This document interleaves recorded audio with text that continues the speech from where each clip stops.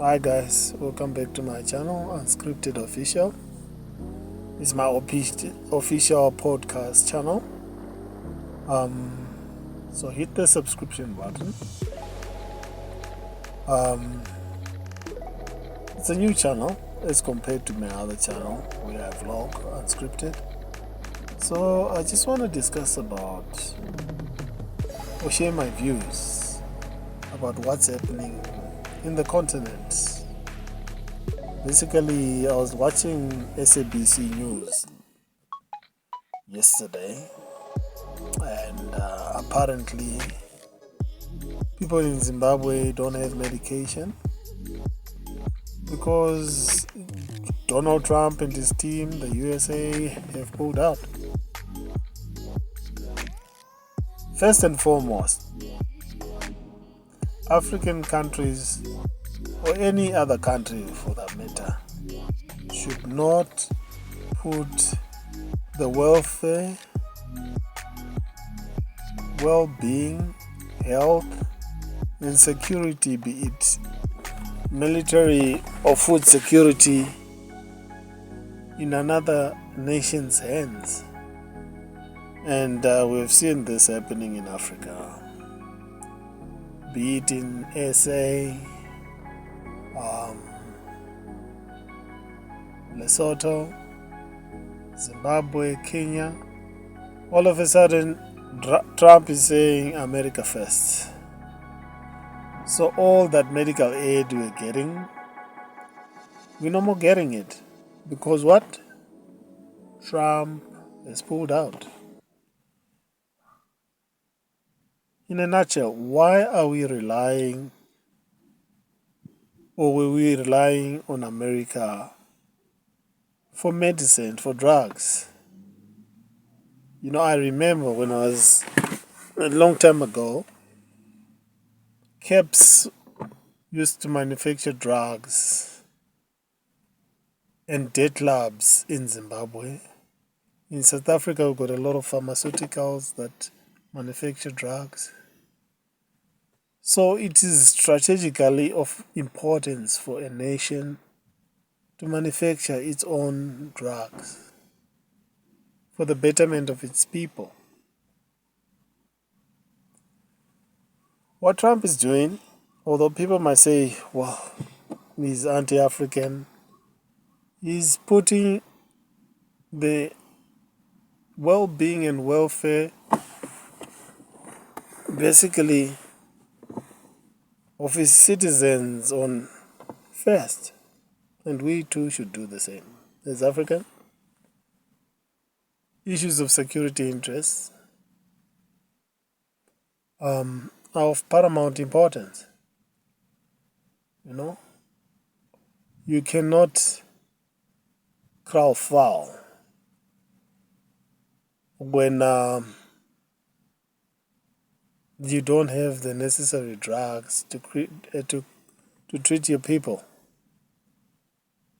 You know, I've noticed a lot of African leaders, when they get sick, they want to go abroad, be it, and I remember the president of Zimbabwe had to go to Malaysia for treatment.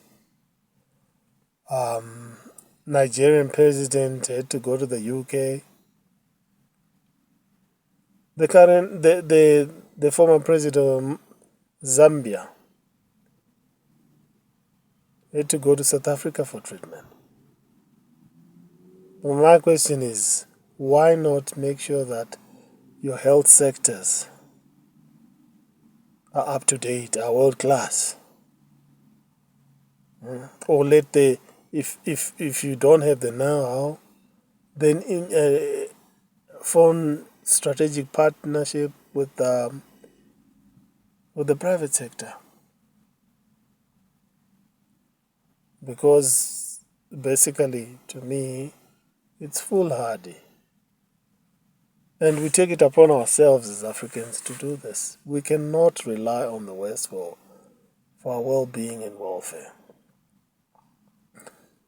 Because their first priority, even China, is to its citizen.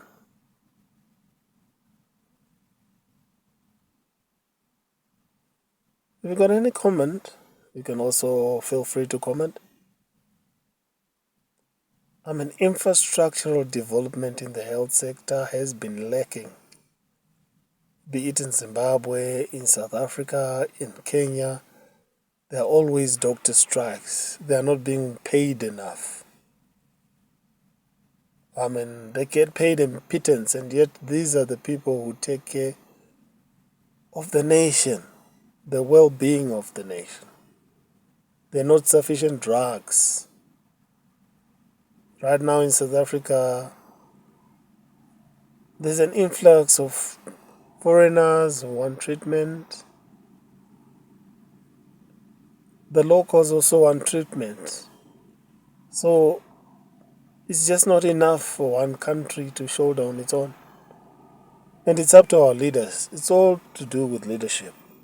Is there political will to make sure that the health infrastructure is there's no excuse, because there's a lot of minerals that comes out of the West, out of Africa rather. Gold, diamond. But it's how you distribute what the country earns that's important.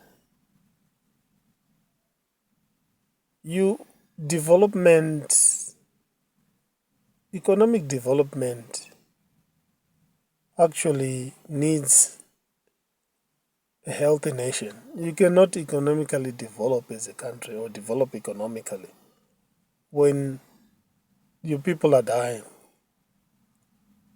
I think we can learn a lot from China, from the West, Malaysia, that infrastructural development is of paramount importance. And one of it is the health care of our people. If we cannot do that, then we'll always be backward as a people. Doctors are not well paid. And what results in that? They go to where they're well paid. They go to Germany, to the UK, New Zealand, the Americas, Canada, you name it. Because those countries put their citizens first, and they realize that basically they cannot grow economically or be economically sound if their nations are not healthy. So it's up to us as citizens to encourage our leaders or to appoint leaders that make sense, that think rationally, and make sure that our people are well taken care of.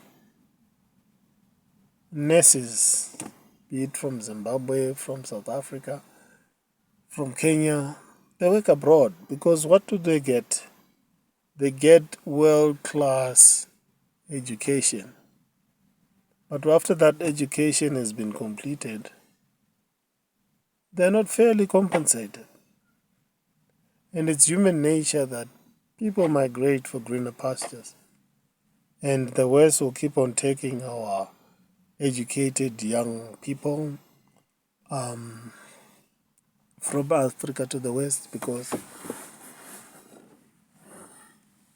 they know how to reward them fairly.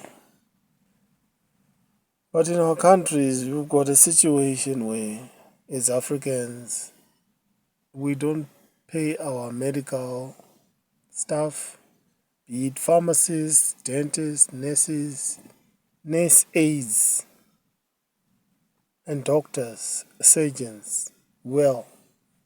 And we don't recognize, or our leadership doesn't recognize, the important role these people play in the betterment of our people. Tell me, what do you think? How can we best improve our health sectors as a nation? the private sector also plays an important role. And government should encourage private health practitioners to set up shop, give them loans, subsidies. But you see, the private sector can only exist if there's a viable middle class. And it's up to government to create a conducive environment where the middle class can grow and excel. Meanwhile, enhancing, improving its health care facilities and infrastructure, and encouraging private role players. If they cannot employ our doctors, better encourage them to start their own practices.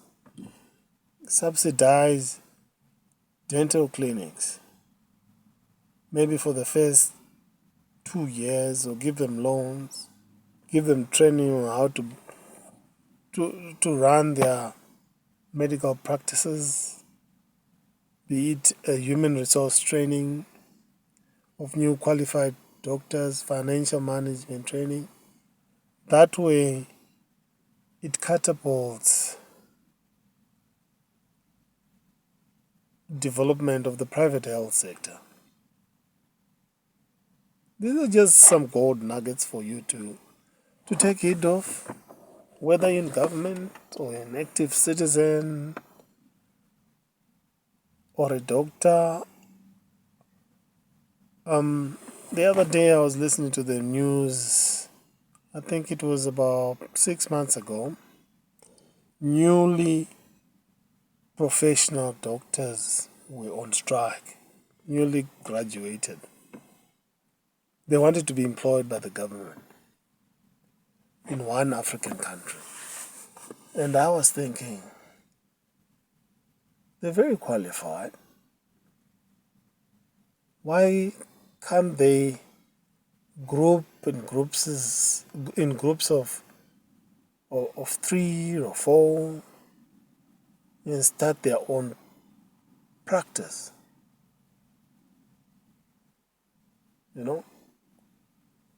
It might be a bit difficult, but at least if they get someone who's willing to negotiate that, look, we're a group of doctors who want to set up our practice. Can you give us a grace period to rent a particular office or dental rooms or surgical rooms? Well, not surgical because that's a bit expensive, but consultancy rooms for a year.